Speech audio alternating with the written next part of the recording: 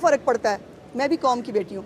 मैं आज पूछने आई हूँ अदलिया से, मरियम नवाज शरीफ कौम की बेटी है? मरियम औरंगज़ेब कौम की बेटी है? सानिया आशिक के वालिद साहब की जो है वो तस्वीर के साथ उसको स्कैंडलाइज किया गया, वो कौम की बेटी है? हिना भट्ट कौम की बेटी है? मैं कौम की बेटी हूँ। हमें इंसाफ कौन देगा? मेरा सवाल ये है कि इसी हाई कोर्ट में रिवायत है, इस हाई कोर्ट में हो या इस्लामाबाद हाई कोर्ट में हो, रिवायत है कि पिटीशन दायर होती है, एग्जैक्टली 3 मिनट के अंदर उसको नंबर लगता है, 15 मिनट के अंदर अंदर जो है वो फिक्स होके इंसाफ मिल जाता है उनको। मैं पूछने आई हूँ कि जी इंसाफ जो है वो सिर्फ तरीके इंसाफ को मिलना है या ये इंसाफ जो है वो किसी और के लिए भी है? कोई और एग्रीव्ड पर्सन भी यहाँ इन अदालतों से इंसाफ ले सकता है? मैं इंतज़ार करूँगी जी, मैं यहीं बैठी हूँ, मैं इंतज़ार करूँगी और टाइम देखूँगी कि मेरी पिटीशन जो है उस पर कितनी देर में नंबर लगता है और कितनी देर में मुझे सुना जाता है। मैं इन पर्सन पेश होने आई हूँ और मैं अपनी गुजारिशात खुद पेश करूँगी। अब ये एक कि मेरी अपनी हुकूमत है, फेडरल गवर्नमेंट मेरी है, फेडरल गवर्नमेंट जो है वो उसको जो है वो खुद एक्शन लेना चाहिए, बिल्कुल लेना चाहिए, वो ले भी लेंगे। होगा क्या कि वो 15 मिनट के अंदर जो है वो उड़ा दिया जाएगा, कहेगा ये छोड़ दें, FIA का नोटिस मुअत्तल किया जाता है। तो मैं आज अदालत से इजाज़त लेने आई हूँ कि जनाब इजाज़त है कि हम भी अपनी तहफ़्फ़ुज़ कर लें अपने लिए, क्या इजाज़त है कि हमारी भी कोई इज़्ज़त है मुआशरे के अंदर? मेरी भी एक बेटी है, मुझे उसकी शादी करनी है। ये जो औरतें रोज़ जलील होती हैं जिनका ताल्लुक तरीके इंसाफ से नहीं है, क्या वो कौम की बेटियाँ नहीं हैं? उनके लिए कौन सा जज जनाब 5 मिनट के अंदर जो है वो सुनेगा?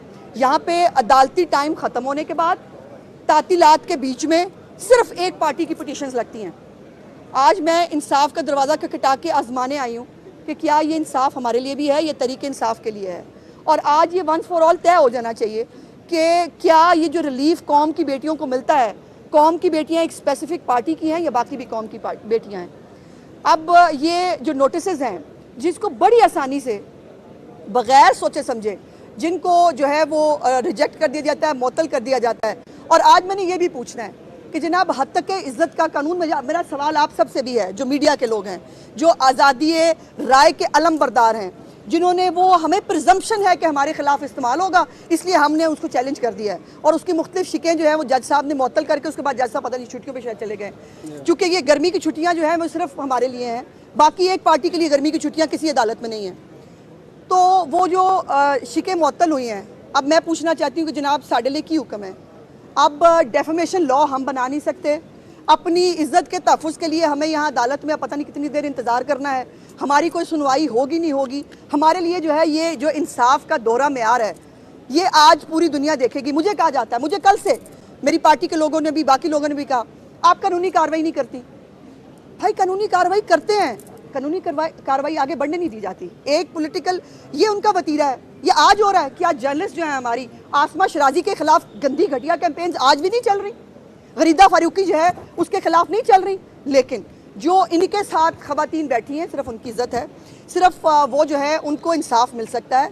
सो मैं भी समझती हूँ ये मेरा भी इदारा है, मैं भी यहाँ वकालत करती रही हूँ, मेरा भी लाइसेंस यहाँ का है कि मुझे भी जो है ये अदालत उसी तरह इंसाफ देगी कौम की बेटी समझकर, जिस तरह जरताज गुल वो छोटी नई फितनी है, पता नहीं क्या नाम है उसका, और वो 2-4 और जो हैं, ये सब जो कौम की बेटियां हैं जो 9 मई की दहशतगर्द है, दहशतगर्दी करके इनको इंसाफ मिल सकता है जो इनके मुताबिक इंसाफ है। तो मैं जिसको खामखा कल इसलिए कि मैं जो है वो PTI की जो है वो उसके ख़िलाफ़ बोलती हूँ, तो ये एक बुरी ख़बर है PTI के लोगों के लिए। उज़्मा ज़ाहिद बुखारी को उसके वालिद साहब ने ये तरबियत दी है कि आप जो एक पाकिस्तान के माशरे का हिस्सा है, क्या आप औरत की करैक्टर असैसिनेशन करें उसका मुंह बंद करने के लिए? मेरे ऊपर जब भी ऐसे ऐसे अटैक होते हैं, अल्लाह के करम से मैं और मजबूत होकर खड़ी होती हूँ। और आज आप देख रहे हैं कि मैं आज ये रात को ये बात सब हुआ और आज मैं सुबह यहाँ लाहौर हाई कोर्ट में खड़ी हूँ और मेरी लीडर वो मरियम नवाज़ है जो किसी भी तरह के घटिया वाहियात हरबों के बावजूद इस वक्त सिर झुका के अपना काम कर रही हैं।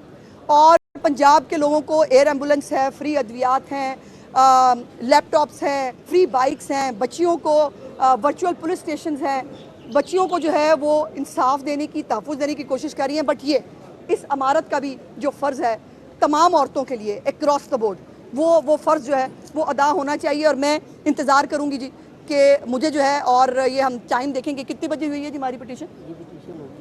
आधा घंटा हो गया जी। तो मैं उन खुशकिस्मतों में से नहीं हूँ जी जिनकी पिटीशन जो है वो 3 मिनट में लग जाए, नंबर लग जाए उसका, 10 मिनट के उसमें उसकी अदालत में पेशी हो जाए और मुकलिब 12 मिनट के अंदर इंसाफ मिल जाए। तो मैं उन खुशकिस्मतों में से तो नहीं हूँ कि जिसकी जो है वो 3 मिनट के अंदर नंबर लग जाए। देखते हैं जी कि हमें हमारी पिटीशन को नंबर कितने बजे लगे। आपके वालिद साहब यहाँ पे लोगों को खुद इंसाफ दिलवाते थे, आज आप इंसाफ लेने के लिए यहाँ पे खड़ी हैं और आप हुकूमत में भी हैं, तो क्या समझती है ये रवैया आपके साथ क्यों अपनाया जाए? नहीं, बात रवैये की नहीं है, बात उस दोहरे मेयार की है जो इंसाफ का इस वक्त पूरी कौम देख रही है कि एक पॉलिटिकल पार्टी और उसके लोग, उनको अदालती टाइम ख़त्म होने के बाद भी कैटर किया जाता है, उनको अदालती छुट्टियां हमारी नजरसानी की अपील नहीं लग सकती सुप्रीम कोर्ट में, चूँकि तातीलात हैं, तातीलात में जो है वो ख़त्म नहीं की जा सकती, हमें यह बताया जाता है। लेकिन उनकी पिटीशन जो है वो इस्लामाबाद हाई कोर्ट में अदालती टाइम ख़त्म होने के बाद भी लगती हैं। चीफ जस्टिस आमिर फारूक साहब बैठे होते हैं, वो उनको माशाल्लाह सुनते भी हैं। तो सर, हम भी किसी की बेटियां हैं, चलें आपकी ना सही, हम जो है वो, लेकिन कौम की बेटियां जब आपने कहा है, या फिर कौम डिफाइन कर दें, कौम सिर्फ तरीके इंसाफ है, बाकी सारे जो है वो यहाँ पे ऐसे ही है।